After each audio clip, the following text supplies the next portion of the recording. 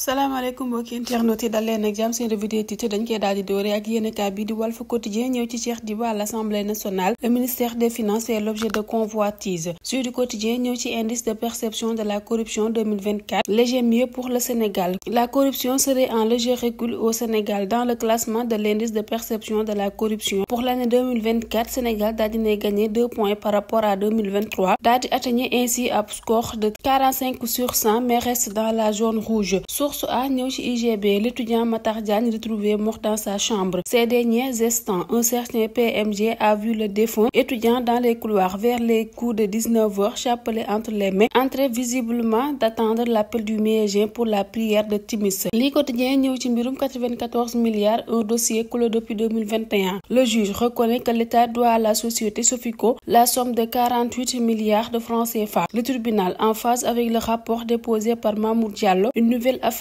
d'expropriation est agitée contre Mamour Diallo, mais risque de subir le même sort que celle des 94 milliards, c'est-à-dire sans issue. Le Soleil daal di ñëw ci lancement du plan de repositionnement du port de Dakar à la recherche d'une position perdue. En perte de vitesse face à des concurrents de la sous-région, la plateforme de Dakar vise un chiffre d'affaires de 200 milliards de francs CFA par an contre 70 milliards de francs CFA actuellement. Libération ñëw ci suicide d'un étudiant à l'université Gaston Berger de Saint-Louis aux origines d'une tragédie. Matar Diagne, dans une lettre posthume, la douleur physique ce n'est rien, mais celle du cœur est infernale. Góor moomul yenn yi, la fois où j'ai eu à me confesser, mes confessions étaient exposées en public. Sa pendature dans sa chambre, la découverte du corps sans vie, l'enquête de voisinage, la maladie de sa mère, le temps qu'il passait à écrire ce que révèle l'enquête. Les Échos daal di ñëw ci mbirum Zakirou Laye Sow contre Doro Gaye. Le colonel Cheikh Sarr saisit la chambre d'accusation. Yile avocat daal di nañuy sàkku l'annulation de la procédure, daal di nañuy invoquer une violation des textes de la part du magistrat instructeur. Waaye ci wet ga kii di Cheikh Diba di ministre des Finances et du Budget se lâche après les accusations. Je ne vais pas accepter que Diomaye ou Sonko ait plus de valeur que moi. L'info daal di ñëw itam ba léegi ci Cheikh Diba muy rassurer sur sa gestion. Nous ne serons pas pris à défaut. Le ministère des Finances fait l'objet de nombreuses convoitises. Il y a beaucoup de choses qui se disent autour du ministère des Finances, pour ne pas dire autour du ministre des Finances lui-même. Yor daal di ñëw ci groupement NGE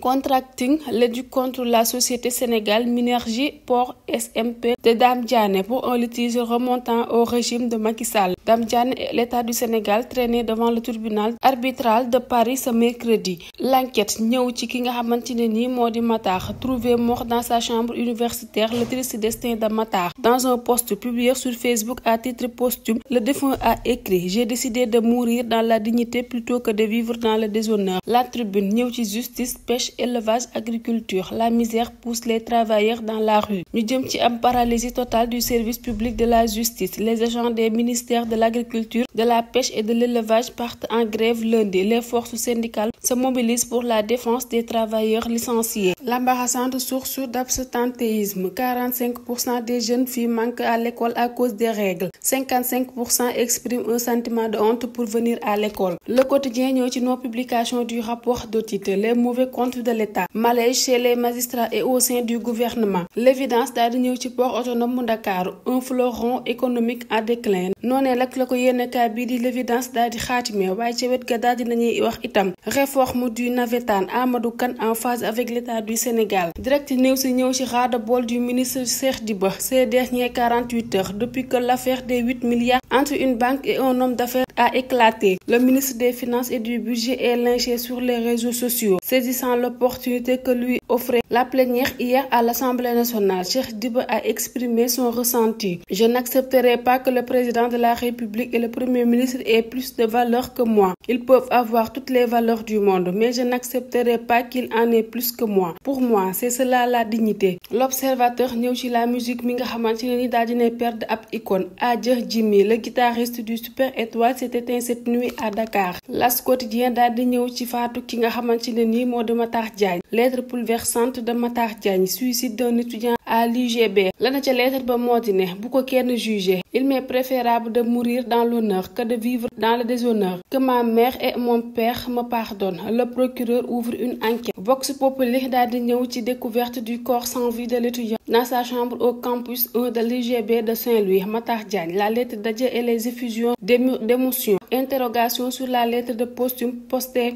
sur sa page Facebook sa profonde détresse face au sadisme de certains Sénégalais. Procureur nag daal dinay ubbi ab enquête ngir daal di indi ay leeral jëm ci li nga xamante ne ni moo di faatoom googee.